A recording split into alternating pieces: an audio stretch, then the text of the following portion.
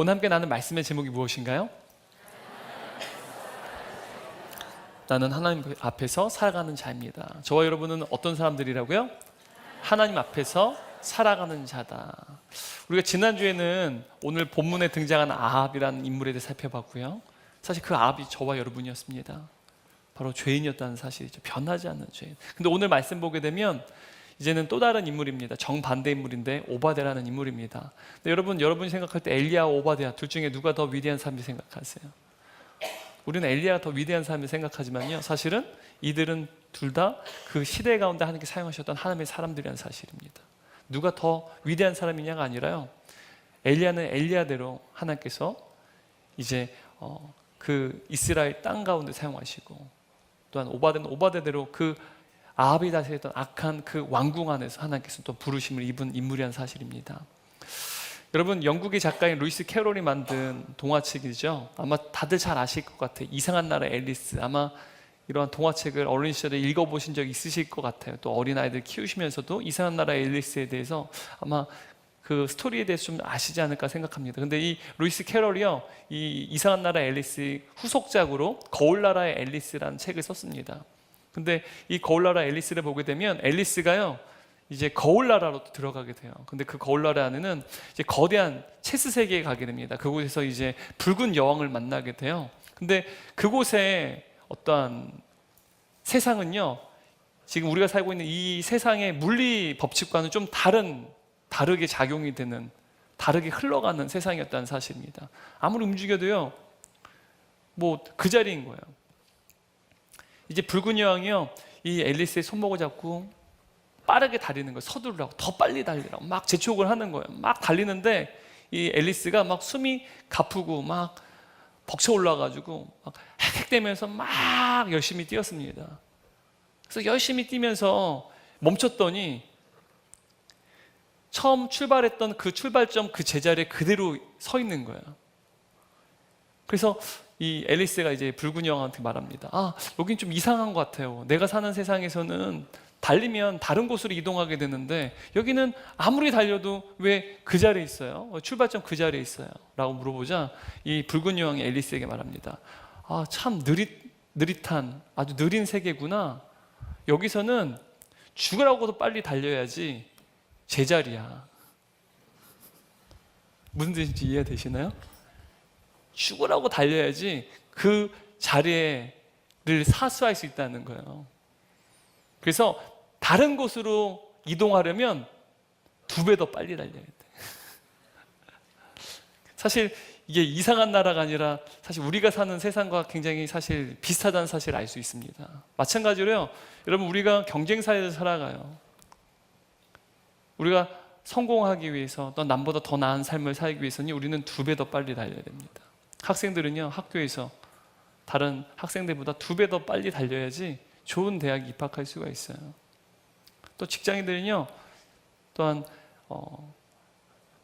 그 회사에서 다른 사람보다 2배 더 노력해야지, 수고해야만 더 많은 연봉도 벌 수 있고요, 또한 더 안정적인 미래도 이룰 수가 있어요. 2배 더 빨리 달려야만 가능하다는 것이죠.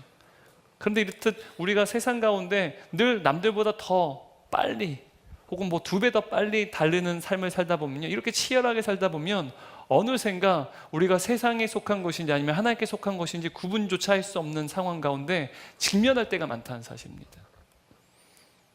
아, 내가 하나님께 속했다는 그 사실이요, 어쩌면 주일 예배를 드리는 이 시간이 어쩌면 어떤 분에게는 아, 내가 하나님께 속했지라는 사실을 깨닫는 시간인지 모르겠어요. 일주일 내내 세상 가운데 속한 채 살아가다가 예배하는 이 자리에 머물러서 아, 내가 하나님의 자녀지? 라는 사실을 말씀을 통해, 찬양을 통해서, 예배를 통해서 깨닫게 된다는 사실이죠. 근데 오늘 본문을 보게 되면 일평생 하나님께 속하여 살아갔던 한 인물이 등장합니다. 그 인물이 누구였을까요? 오바데라는 것이죠. 오바데의 인생이요, 사실 저와 여러분의 인생과 굉장히 유사한 점이 많이 있습니다. 여러분, 이스라엘 땅이 벌써 기근이 임하게 된 지, 계속된 지 벌써 3년이 지났습니다. 곳곳마다 사람들이 죽어가고요, 아비규환이었을 거예요. 곳곳마다 시체들이 쌓였을 것입니다. 근데 여러분, 이 북이스라엘을 다스리던 아합 왕은요, 고작 그가 하는 일이 무엇이었습니까? 백성들을 구휼하고 복성들을 살리는 그 일이 아니라 바로 자신의 노쇠한 말을 살리는 일에 그는요 집중해요. 우리가 왜 그가 노쇠한 말들을 그토록 이제 마실물과 또 먹을 꼴들을 찾았는지에 대해서 우리가 지난주에 자세하게 살펴봤습니다. 그래서 오늘 이야기하지 않겠습니다.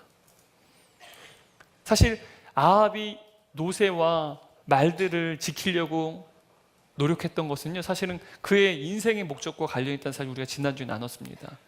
그의 인생의 목적, 아합의 인생의 목적은요, 강력한 군사력을 통해서 강력한 나라를 이루는 것이었습니다. 마찬가지로 많은 사람들은요, 그들의 인생 가운데 인생의 목적이 있습니다. 그 인생의 목적을 위해 살아간다는 사실이죠. 그런데 하나님께서는요, 이 아합이 다스리는 그 궁정 안에서요, 하나님의 사람 오바댜를 준비하셨다는 사실입니다. 성경을 보게 되면 오바댜가 처음으로 등장을 하는데요, 한번 3절 말씀 함께 읽도록 하겠습니다. 아합이 왕궁 맡은 자 오바댜를 불렀으니 이 오바댜는 여호와를 지극히 경외하는 자라. 여러분, 지금 이 오바댜에 대해서 성경이 지금 잘 묘사하고 있는데 그는 어떤 일을 하는 사람이었습니까? 아합의 정권 아래에서 국어를 맡은 자였다. 모든 아합의 재산뿐만 아니라 북이스라엘 모든 재산들을요 맡은 자가 바로 이 아합의 아래에 있었던 오바댜라고 하는 이 인물이었습니다. 그런데 그가요 사실은 이스라엘의 어떤 두 번째 가장 큰 권력자라고 말할 수 있어요. 그러니까 아합의 최측근 중에 측근이요, 또한 실세 중에 실세라고 말할 수 있어요. 그런데 그는 아합과 달리 성경이 뭐라고 그를 설명하고 있습니까? 그는 여호와를 지극히 경외하는 자라. 여러분, 여기서 여호와를 경외했다라는 자체도 굉장히 훌륭한 어떻게 보면 묘사지만 지금 그 정도가 아니에요. 지극히라는 표현이 또 있습니다. 지극히 여호와를 경외했다. 여러분, 그런데 성경에서 이토록 한 인물에 대해서 여호와를 경외했다라는 사실을 이토록 칭찬하는 인물은요 거의 드물어요. 그만큼 오바댜는요 특별한 인물이었다는 사실입니다. 12절 말씀 한번 읽어보도록 하겠습니다. 당신의 종은 어려서부터 여호와를 경외하는 자라. 지금 성경 그가 지극히 여호와를 경외했는데 언제부터 그가 여호와를 경외했대요? 어린 시절부터, 어려서부터 여호와를 경외했다라고 말하고 있습니다. 사실 오바댜가 어린 시절부터 어떻게 그가 여호와를 경외하는 신앙을 소유하게 되는지 우리는 잘 알 수는 없어요. 하지만 우리는 한 가지 추론을 할 수 있어요. 그 이름을 통해서 그의 신앙이 어떻게 그가 어려서부터 하나님을 경외하는 신앙을 소유하게 되는지 알 수 있다는 사실입니다. 여러분, 아합이 다스린 시대는요 하나님이 사라진 시대입니다. 바알을 숭배하는 시대인데 그의 아버지 오므리 시대도요, 여러분 그 애비의 그 자식이었어요. 아합의 아버지 오므리도요 하나님을 그의 어떠한 다스림 가운데 그의 권력 가운데 지워버렸습니다. 그리고 자신의 아들과 마찬가지로 바알을 숭배했습니다. 그래서 이스라엘 곳곳마다 여호와 하나님의 이름을 부르는 자들은 다 그 땅에서 제거해버렸어요. 그리고 곳곳마다 발이 딛는 곳마다 바알의 우상들과 제단들이요 곳곳마다 생겨났다는 사실입니다. 당시 부모들은요 하나님 아니라 누구를 숭배했을까요? 그러니까 바알을 숭배했다는 사실입니다. 바알을 숭배했기 때문에 그 당시에 많은 부모들은 자식의 이름을요 바알의 종 혹은 그모스의 아들이라는 이름으로요 당시에 인기 있었던 그런 신들, 우상들의 이름으로 자식들의 이름을 지었다는 사실입니다. 그런데 여러분, 오바댜라는 이름은요 여호와의 종, 여호와를 경배하는 자, 여호와를 예배하는 자라는 뜻이에요. 당시에 바알을 숭배하는 시대요 여호와의 종, 여호와를 경배하는 자, 예배하는 자라는 이름을 부모가 지었다라는 거예요. 여러분, 이 이름으로 산다는 것이 평안했을까요? 많은 고난을 당했을까요? 전자일까요? 후자일까요? 후자요. 아마 이름 때문에 어마어마한 핍박을 당했을 거예요. 근데 왜 이 오바댜의 부모는요 자신의 아들의 이름을 여호와의 종, 바알의 종이 아니라 그모스의 아들이 아니라 왜 여호와의 종, 여호와를 경배하는 자, 여호와를 예배하는 자라는 이름을 지었을까요? 바알을 숭배하는 그 패역한 시대 가운데 설사 내 자식이 핍박을 당하고 고난을 당하고 사회적으로 불이익을 겪더라도 이 아이가 바알에게 무릎 꿇지 아니하고 오직 누구에게 무릎 꿇는 자, 누구를 예배하는 자요? 여호와 하나님만을 예배하는 자, 여호와 하나님만을 경외하는 자로 자라기를 바라는 마음으로 자식의 이름을 오바댜라는 이름을 지었을 거예요. 여러분, 여호와를 예배할 수 없는 그 시대 가운데 얼마나 많은 고난이 있었을까요? 그래서요, 부모는요 날마다 자식을 위해서 기도했을 거예요. 그리고 그 기도의 눈물이요 언제나 자신의 아들의 이마를 적셨을 것입니다. 저는 마찬가지로 우리 은혜 공동체 가운데 동일한 이러한 은혜가 있으면 좋겠습니다. 우리 사랑하는 다음 세대들이 폐역한 이 시대 가운데 학교를 생활할 때도 얼마나 우리가 염려가 돼요. 또 직장이 취업해도 세상 가운데 믿음 생활 잘하는 것이 얼마나 염려가 됩니까? 근데 우리 자녀들 어린 시절부터 우리 부모님들, 우리 조부님들이 우리 아이들을 위해 기도하시고 또 그 기도의 눈물이 우리 아이들의 이마를 적셨으면 좋겠어요. 그래서 우리 사랑하는 우리 다음 세대들이 오바댜 같이 고백했으면 좋겠습니다. 나는 어려서부터 여호와를 경외했습니다. 나는 어려서부터 여호와를 경외하는 자였습니다라는 그 믿음의 고백이요 우리 은혜 공동체 다음 세대에게 동일한 입술의 고백이 되었으면 좋겠습니다. 그런 은혜가 있기를 주님의 이름으로 축원합니다. 그런데 여러분, 오바댜는요 이토록 어려서부터 여호와를 경외하는 자였어요. 그렇기에요 바알을 숭배하는 아합과는요 가는 그 길이 완전히 달랐다는 사실입니다. 5절 6절 말씀 함께 읽겠습니다.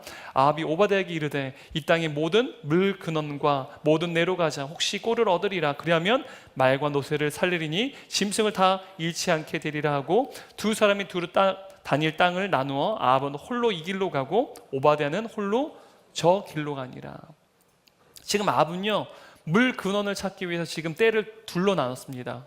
이쪽 길로는 아합이 가고 저쪽 길로는 지금 오바댜가 간 것이죠. 노새와 말에게 먹을 꼴과 또한 마실 물을 찾기 위해서 지금 이것저것 떼로 나누어서 지금 찾고 있는 것이죠. 여러분, 우리가 지난주에 분명히 이야기 나눴습니다. 많은 사람들이 저마다 인생의 물 근원을 찾기 위해서 이 길로 가고 또 저 길로 간다는 사실입니다. 그런데 여러분, 우리가 사회에서 또한 직장에서 가정에서 우리가 인생을 살아갈 때요 많은 사람들이 물 근원을 찾아요. 우리가 지난주에 우리의 물 근원이 무엇인지 함께 나눴습니다. 각자의 물 근원을 찾는데요 그 물 근원을 찾는 그 길 가운데 많은 사람들이 서 있어요. 그런데요 물 근원을 찾기 위해서 그 길을 걸어가고 있지만 하나님께 속한 자들과 하나님께 속하지 않은 자들은요 그 길이 판이하게 다르다는 거예요. 육체에 속한 자와 성령에 속한 자들은요 완전히 다릅니다. 마치 아합과 오바댜의 길처럼요 마치 빛과 어둠이 완전히 다르듯이 그리스도와 사탄이 완전히 다르듯이 육체에 속한 자들과 성령에 속한 자들, 하나님께 속한 자들과 그렇지 않은 자들의 길은요 물 근원을 찾는 것은 동일해 보일지 모르지만 그 인생을 걸어가는 그 길이 완전히 다르다는 사실이에요. 성경은요 아합과 오바댜의 그 길이요 완전히 다른 목적지를 향하고 있다는 사실 분명히 말하고 있습니다. 물론 물리적인 길을 이야기하고 있지만 이 안에는 영적인 의미도 담겨져 있습니다. 7절 말씀 읽겠습니다. 오바댜가 길에 있을 때 엘리야가 그를 만난지라 그가 알아보고 엎드려 말하되 내 주 엘리야여 당신이니까. 여러분, 물리적인 길이에요. 아합의 명령에 의해서 물을 찾으러 떠나는 것뿐입니다. 하지만 아합과 오바댜에게는 달랐다는 사실, 영적으로도 달랐다는 사실을 성경은 우리에게 분명히 보여줘요. 왜요? 오베다가 가는 그 길에 누구를 만나고 있습니까? 엘리야를 만나고 있어요. 여러분, 아합이 가는 그 길에 엘리야를 만났습니까? 못 만났습니까? 못 만났어요. 근데 오바댜가 가는 그 길에 누구를 만났어요? 엘리야를 만났다는 거예요. 하나님의 사람 엘리야. 마찬가지로 오바댜도요 하나님의 사람의 그 길을 걸어갔다는 사실입니다. 동일한 길을 걸어갔다는 사실이에요. 근데 여러분, 지금 오베다가 걷고 있는 그 길은요 물론 영적으로는 엘리야와 같은 길이었어요. 그런데 지금 사실 실제적으로는 오바댜가 가는 그 길은 어떤 길이었습니까? 그가 걸어가는 그 길은요 의무의 길이었어요. 아합이 이제 왕궁을 맡은 자였던 오바댜에게 내린 그 명령에 따라서 어떻게 보면 순종의 길이라고 말할 수 있습니다. 사실 우리가 직장 생활하면 이제 직장 상사가 이런 말 하죠. 까라면 까야지 왜 이렇게 말이 많아? 이 말 굉장히 힘들죠. 근데 지금 사실 아합이 그의 상사예요. 이스라엘 1인자는 누구예요? 북이스라엘의 아합이요. 2인자는 누구예요? 오바댜예요. 근데 1인자가 지금 오바댜에게 까라면 까야지. 노새와 말에 먹일 물과 지금 먹을 꼴을 찾으러 지금 떠나는 거죠. 그런데 여러분이 만일 오바댜라고 한다면 북이스라엘 여러분 제2인자 실세 중에 실세라고 여러분 생각해 보세요.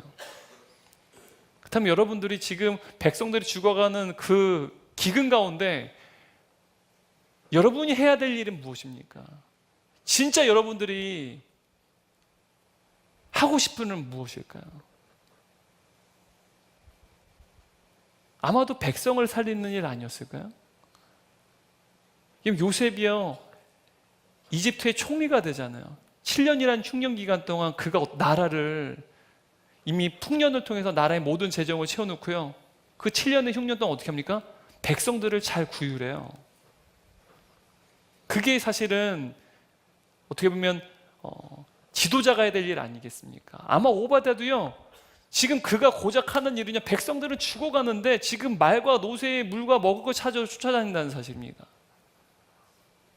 사실 백성들을 살려야 될 일이 그의 일이었는데, 아마 여러분이 많이 오바댜 때문요, 아합이 내린 그 명령은요, 까라면 까야지 하는, 정말 어쩔 수 없이 하는, 어찌면 내가 생각하는 그 일과는 너무나도 사뭇 가치가 다른, 무가치해 보이고 보잘것없는 그 일이 바로 아합이 오바댜에게 내린 명령이었을 거예요. 백성이 아니라 짐승을 살리기 위해서 걷는 그 길, 얼마나 무의미해 보였었을까요? 이것은 분명 아합이 내린 명령이었지만 너무나도 무의미하고 무가치하고 보잘것없는 명령처럼 보였습니다. 그런데 여러분, 사실 이 오바댜의 딜레마가 저와 여러분의 딜레마 아닙니까? 우리가 직장 생활하고 또한 가정 생활할 때 말이죠, 뭔가 하루 종일 아이를 돌보는 엄마의 마음, 독박 육아할 때요, 아이를 돌보는 그 일, 물론 소중하죠. 아이 너무 사랑하지만 그 일이 굉장히 내 인생에 무가치해 보여요. 우리가 또 직장 생활할 때 날마다 하는 그 일이요, 맨날 반복돼요.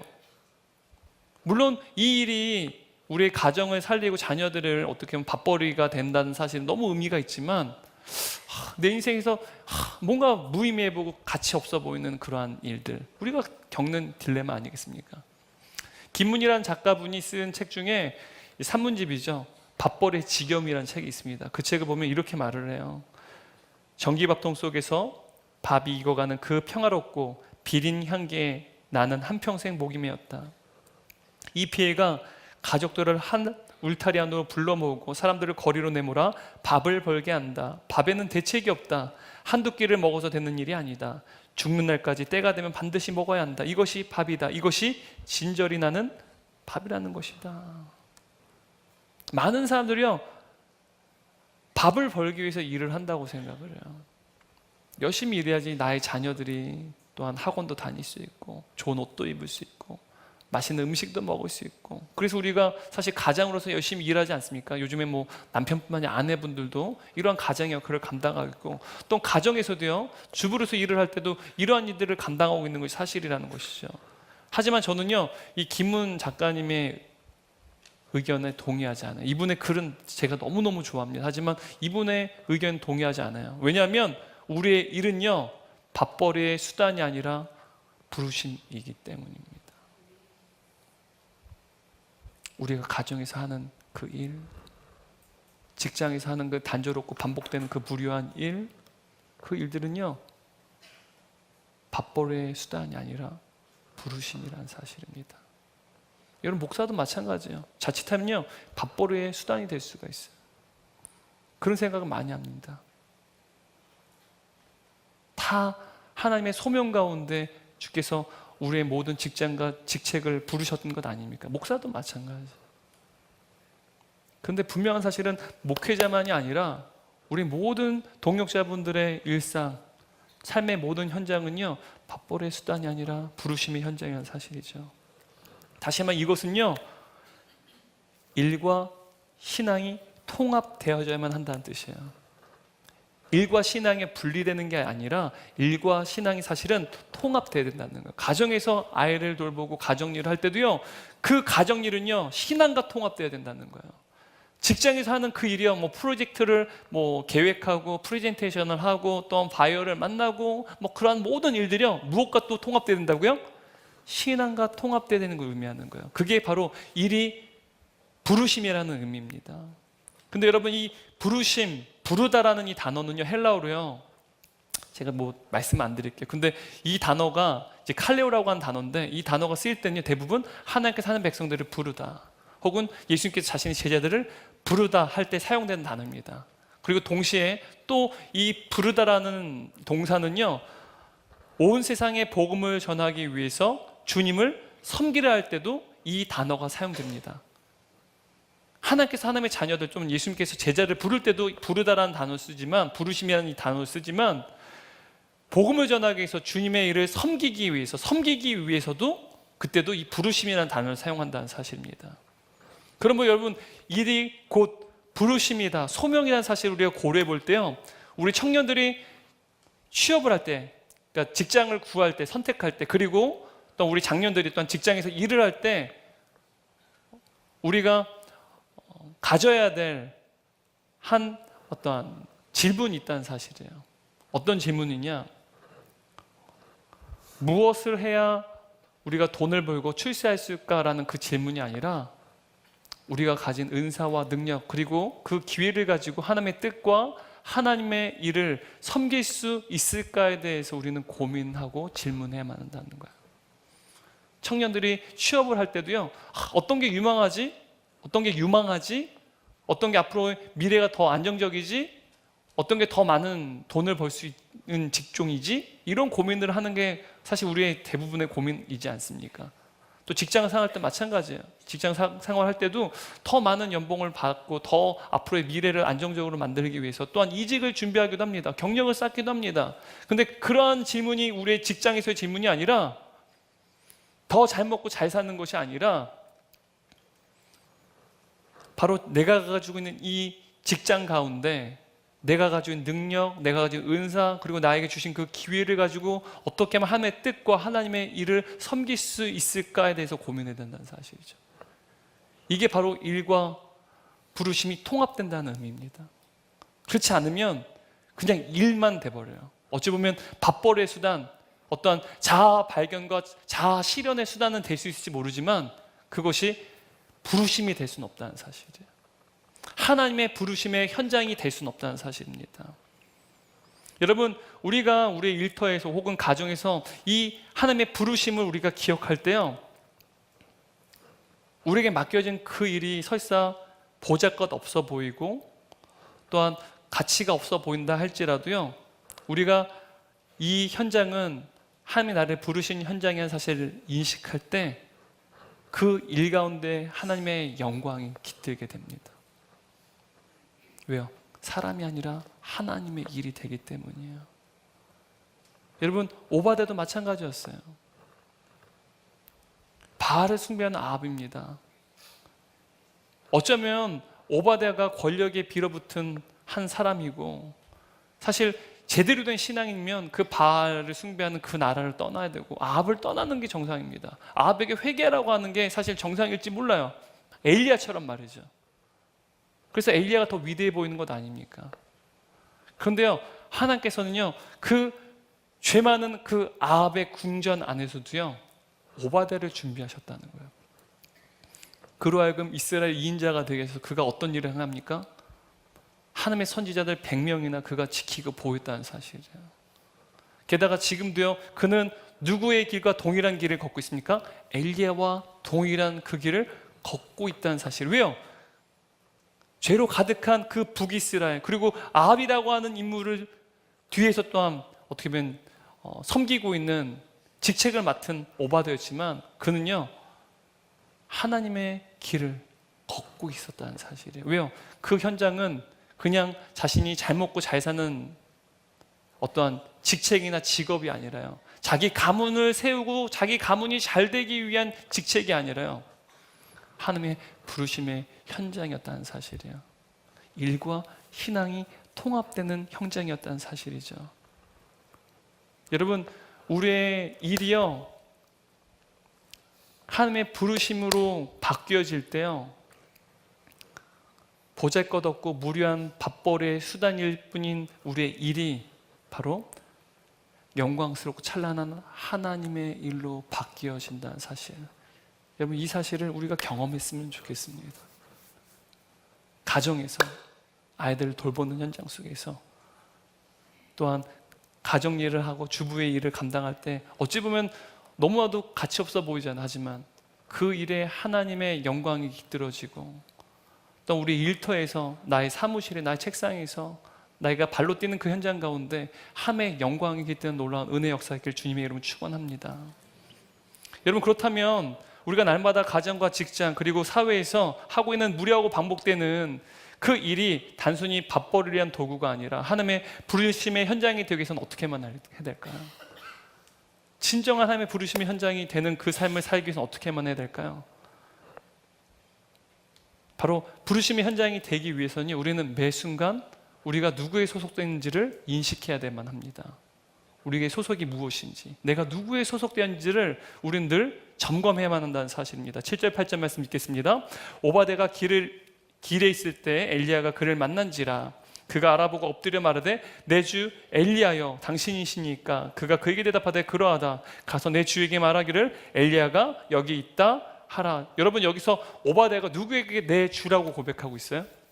엘리야에게 내 주여라고 지금 고백하고 있다는 사실입니다. 그러자 엘리야가 뭐라고 말합니까? 가서 너의 주에게 말하라 그래요. 여러분, 이 말이 무슨 뜻인지 아세요? 나는 너의 주가 내가 아니라 아합이라는 거 알고 있어. 너의 주에게 가서 엘리야 나를 만났다고 말해. 지금 굉장히 오바댜에서 엘리야는요, 경멸하는, 그리고 굉장히 쌀쌀마른 태도로 지금 그에게 지금 말하고 있다는 사실을 느낄 수가 있어요. 네 주에게 가서 말해. 넌 내 주, 내가 너의 주 아니야. 왜냐하면 엘리야가 봤을 때요, 이 오바댜는요 아합의 최측근이었어요. 북이스라엘의 실세 중에 실세였고, 북이스라엘의 어떻게 보면 권력의 2인자였기 때문에 아마 아합의 그 권력에 비붙은 사람으로 생각하지 않았을까, 오해하지 않았을까라는 생각이 듭니다. 그럼에도 불구하고요, 오바댜는 나는 당신의 종입니다, 엘리야 당신의 종입니다라고 고백해요. 12절 하반절인데 함께 읽겠습니다. 당신의 종은 어려서부터 여호와를 경외하는 자입니다.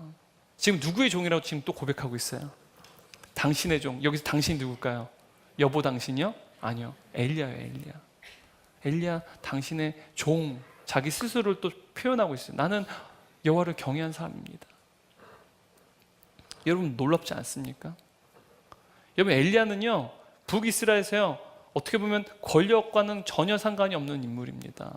그런데 이 오바댜는요 권력의 중심에 있는 사람이에요. 북이스라엘 총리였어요. 어마어마한 어떻게 보면 권력을 소유한 사람입니다. 아합이요 그를 얼마나 신뢰했는지 자기는 이쪽으로 가는데 오바댜에게는 저쪽으로 가게끔 북이스라엘 영토의 반을 맡길 만큼 가장 신뢰한 측근이 누구였습니까? 바로 오바댜라는 인물입니다. 근데 그가요 엘리야에게 나의 주라고 고백하고 있다는 사실입니다. 그런데 지금 엘리야에게 당신이 나의 주입니다라는 고백은요 자신의 소속이 무엇인지를 분명하게 보여주는 거예요. 아주 선명하게 지금 엘리야에게 보여주는 것이죠.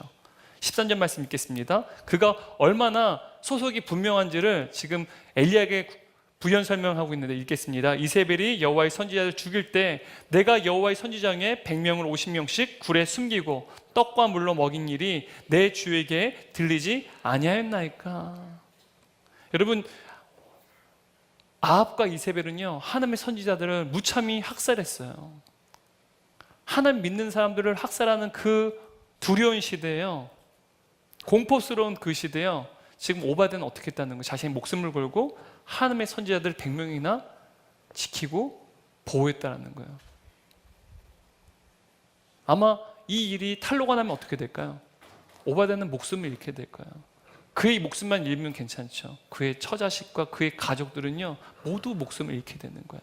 게다가 망명을 시키는 그 일을 한 것뿐만이 아니라요, 망명을 시키면 그나마 다행이죠. 하지만 지금 어떻게 하고 있어요? 동굴로 거주지를 만들고요, 그들에게 물과 먹을 것을 계속해서 공급하고 있어요.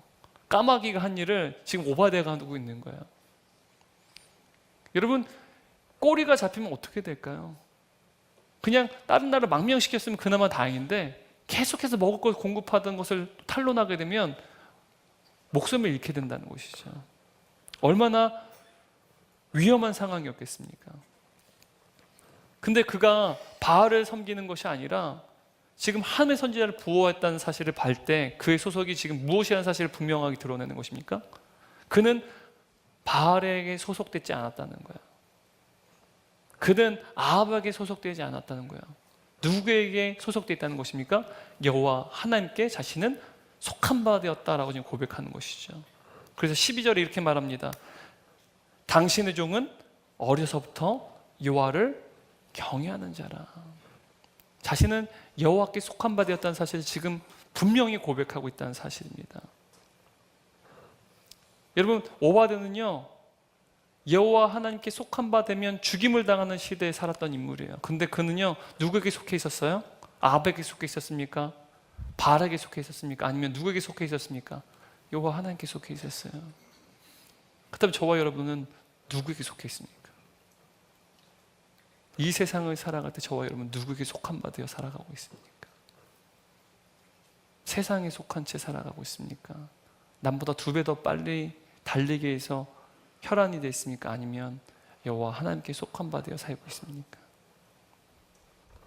오늘날 수많은 그리스도인들이요, 뭐 학생들은 학교에서 자신이 그리스도인 사실을 드러내기를 굉장히 두려워하고요, 또 직장인들은 또 직장인대로 직장에서 자신이 그리스도인 사실을 드러낸 것을 두려워한다고 합니다. 왜요? 괜히 관계가 서먹해지고 또 친구들이나 동료들과 관계가 굉장히 좀 어려워지게 될까 봐. 한편으로는 또 직장 생활할 때 내가 예수 믿는다는 사실로 인하여서 어떠한 불이익을 당할까 봐 염려가 되어서 자신이 그리스도인 사실을 드러낸 것을 주저한다라고 말합니다. 근데 성경을 보게 되면요, 엘리야는요 위대한 사람이 아닙니다. 야고보서 5장 10절 말씀 보게 되면 엘리야는 우리와 성정이 같은 사람이다라고 말합니다. 우리와 같은 사람이라는 거예요. 게다가 여러분, 오늘 본문에 등장하는 오바댜도요 저와 여러분과 같은 연약한 사람이에요. 불이익에 대해서 두려워했고요, 자신의 목숨을 잃을까 봐 두려웠던 인물이 오바댜라는 인물입니다. 그래서 오늘 본문을 보게 되면요, 오바댜는요 아합이 자신을 죽일 것에 대해서 3번이나 강조하면서 그가 자신의 두려움을 표현하고 있어요. 8절 9절 말씀 한번 볼까요? 그가 그에게 대답하되 그러하다 가서 내 주에게 말하기를 엘리야가 여기 있다 하라. 이르되 내가 무슨 죄를 범하였기에 당신이 당신의 종을 아합의 손에 넘겨 죽이게 하려 하시나이까. 또 12절 14절 말씀 보면요, 계속해서 반복해서 아합이 자신을 죽일 것에 대해서 그 자신의 죽음에 대한 두려움을 분명하게 고백하고 있습니다. 12절 14절 말씀 보게 되면 12절은요, 내가 당신을 떠나간 후에 여호와 영이 내가 알지 못하는 곳 당신을 이끌어 가시리니 내가 가서 아합에게 말하였다가 그가 당신을 찾지 못하면 내가 죽임을 당하리다. 14절입니다. 이제 당신의 말씀이 가서 내 주에게 말하기를 엘리야가 여기 있다 하라 하시니 그리하면 그가 나를 죽이리이다. 지금 오바댜가 무슨 말을 하는 것이냐면, 이제 내가 엘리야를 봤습니다 아합에게 고했을 때 만일 하나님께서 이 엘리야를 이전에도 그리시네가에 그를 숨기시지 않았습니까? 그때 아합이 찾으실 수 있었어요, 없었어요? 찾을 수 없었잖아요. 그러므로 내가 봤다고 했는데 당신이 또 그리시네가에 하나님께서 당신을 숨긴 것처럼 아무도 찾을 수 없는 곳으로 당신이 가게 된다면 거짓 보고한 나는 아합에게 반드시 죽임을 당할 것입니다 라고 지금 고백하는 거예요. 그러니까 지금 100% 엘리야가 드러내지 않게 된다면 자신은 거짓 보고를 했기 때문에 아합에게 죽임을 당할 것을 지금 두려워하며 고백하고 있다는 사실이죠. 여러분, 오바댜는요 아합이 누구인지 가장 잘 아는 사람이었어요. 그가 얼마나 많은 하나님의 선지자들을 처형했는지 잘 알고 있었고 그의 눈으로 목격했습니다. 지금도 아합은요 엘리야를 찾기 위해서 혈안입니다. 그를 목격한 사람들은요 막 맹세까지 하게 해요. 본 사람이 때문에 죽이려고까지 하고 있습니다. 그러므로 여러분, 오바댜가 자신의 죽음에 대해서 두려워하는 것이 너무나도 자연스러운 일이었습니다. 근데 여러분, 아마도 오바댜는 하나님을 경외한 자였기 때문에 여러분, 아합 아래에서 무수히 많은 하나님의 사람들이 처형을 당하는 장면을 봤었어요. 핍박을 당하는 장면을 봤을 것입니다. 그때 오바댜가 어떻게 했을까요? 우리가 고통을 당하는 우리 동역자들이 기도하듯이 그도요 날마다 부르짖으며 기도했을 거예요. 하나님, 어찌해서 이러한 하나님의 자녀들이 있도록 핍박을 당해야 됩니까? 목숨을 잃어야 됩니까? 언제까지 아합의 이런 악행을 내버려 두시고자 하십니까? 하나님, 주님의 거룩한 백성들을 주님 불쌍히 여주시고 구원하여 주십시오. 그들의 생명을 구해 주십시오 라고 기도했을 거예요. 근데 하나님께서 그 기도에 응답하셨습니까? 응답되지 않았어요. 오히려 악의 세력은요 더욱 승승장구했습니다. 3년씩 넘은 기근이 닥쳤는데도 불구하고요 이들이 회개를 했는데 회개하지 않아요. 더 교만해지고 더 악이 창궐했다는 사실입니다.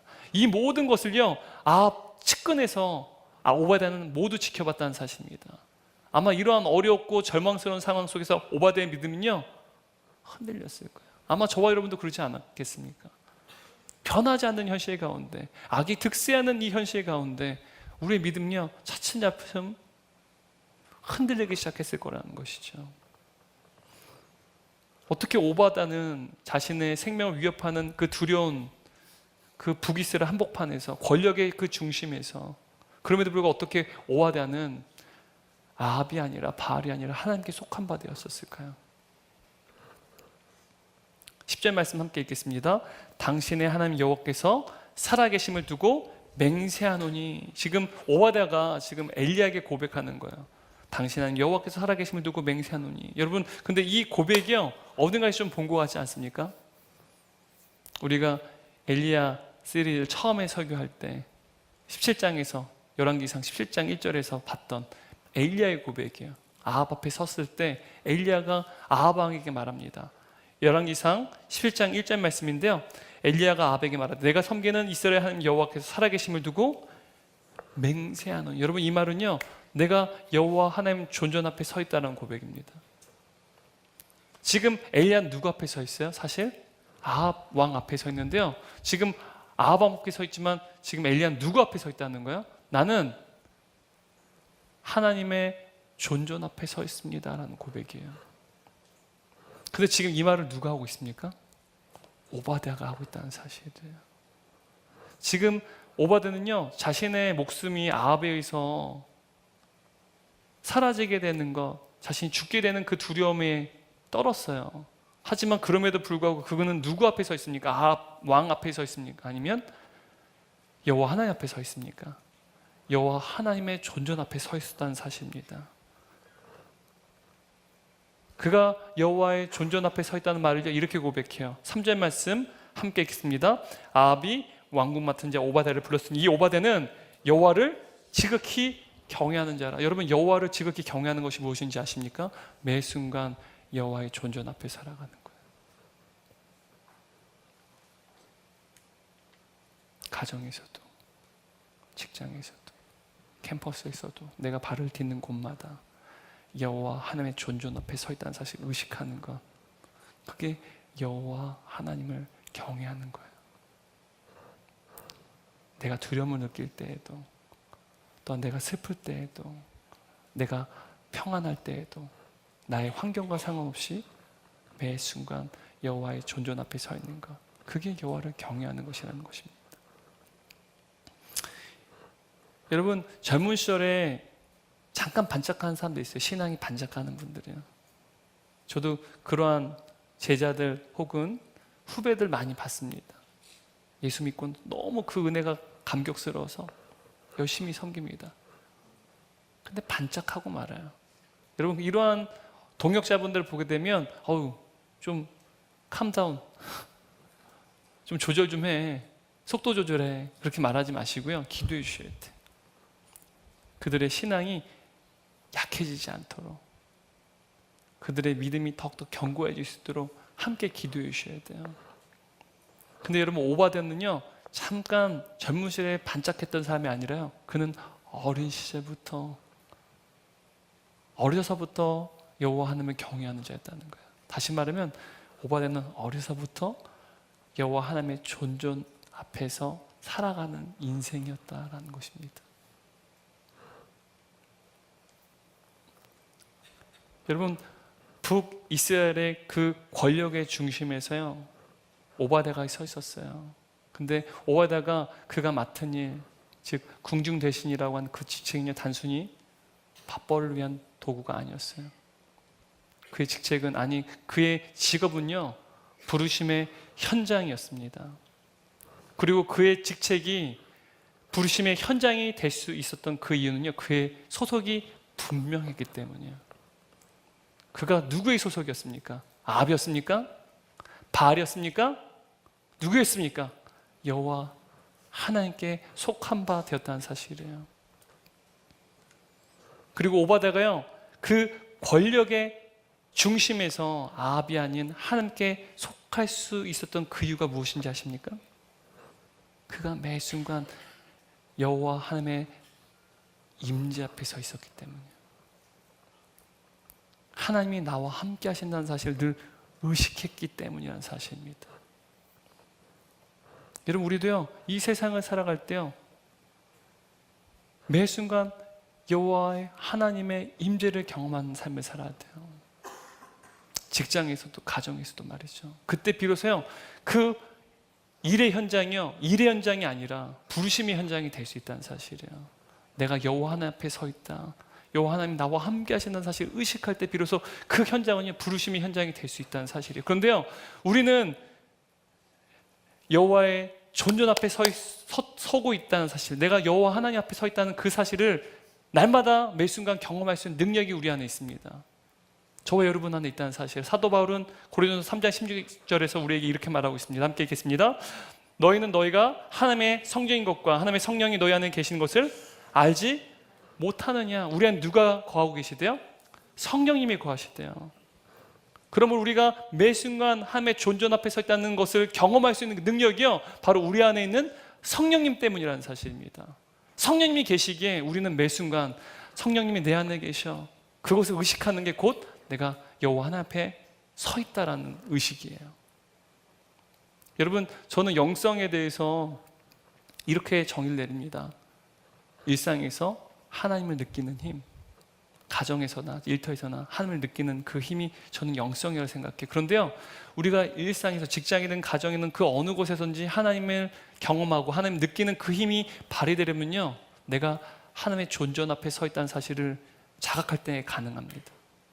내 안에 성령님이 계시다는 사실을 인지할 때 가능하다는 사실, 그때 우리는요 하나님을 더욱더 강하게 느끼고 경험할 수 있다는 사실입니다. 여러분, 혹시 가정에서, 직장의, 사회에서 내가 어디에 소속되어 있는지를 드러내는 것을 두려워하는 분 계세요? 여전히 내가 어디에 소속된지를 드러내지 못하는 분들 계십니까? 만약 그렇다면요, 만약 우리가 사람에 대한 두려움으로 인하여서 우리의 소속을 밝히지 못하고 있다면 그것은 곧 우리가 매 순간 하나님의 임재 앞에 살고 있지 않다는 뜻이에요. 어쩌면 말이죠, 내가 하나님의 임재 앞에 살기 싫어, 그래서 드러내지 않는 거예요.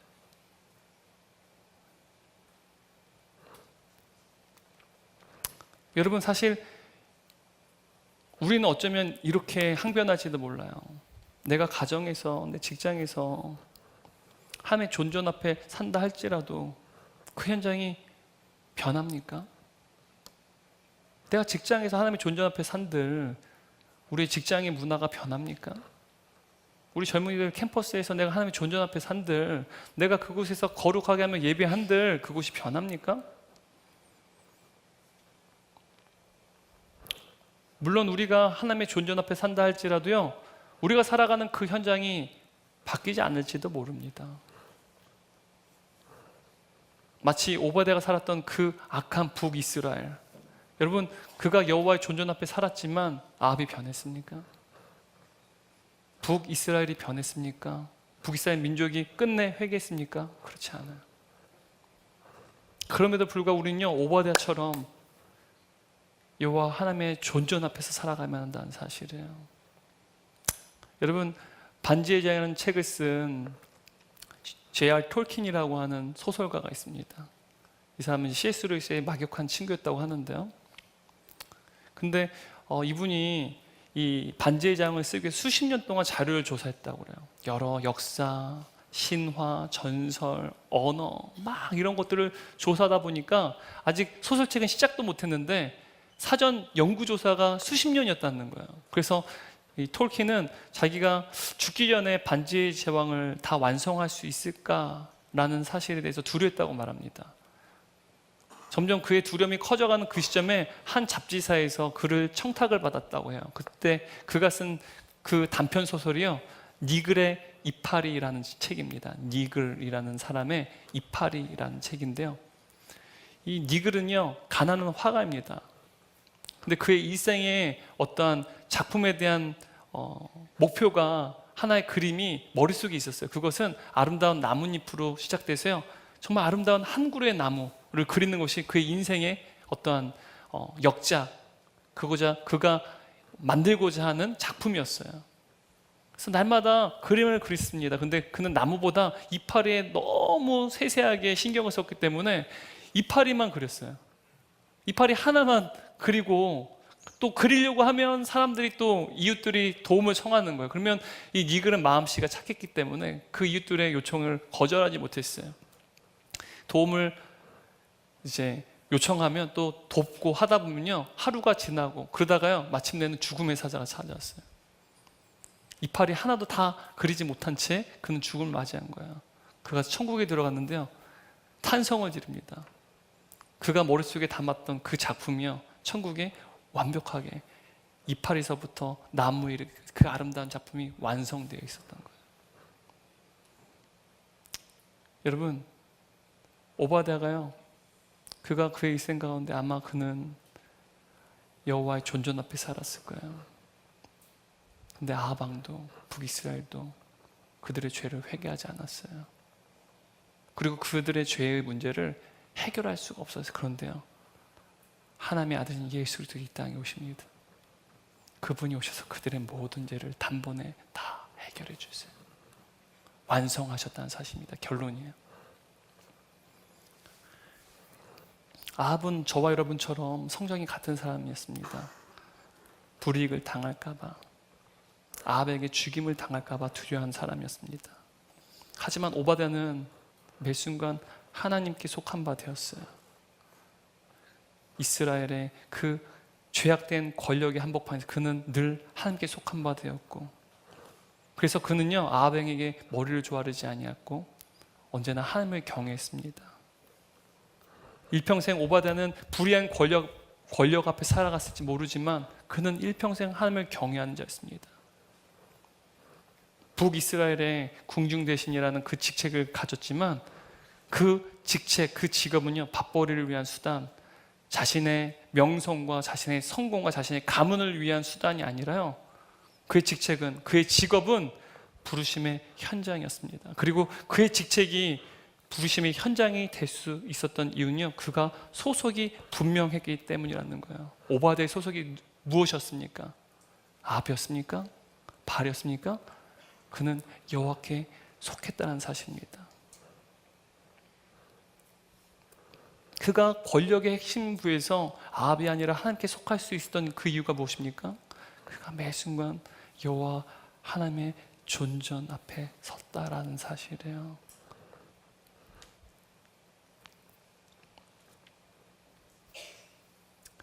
그럼에도 불구하고 여러분, 오바댜는 아합을 바꾸지 못했어요.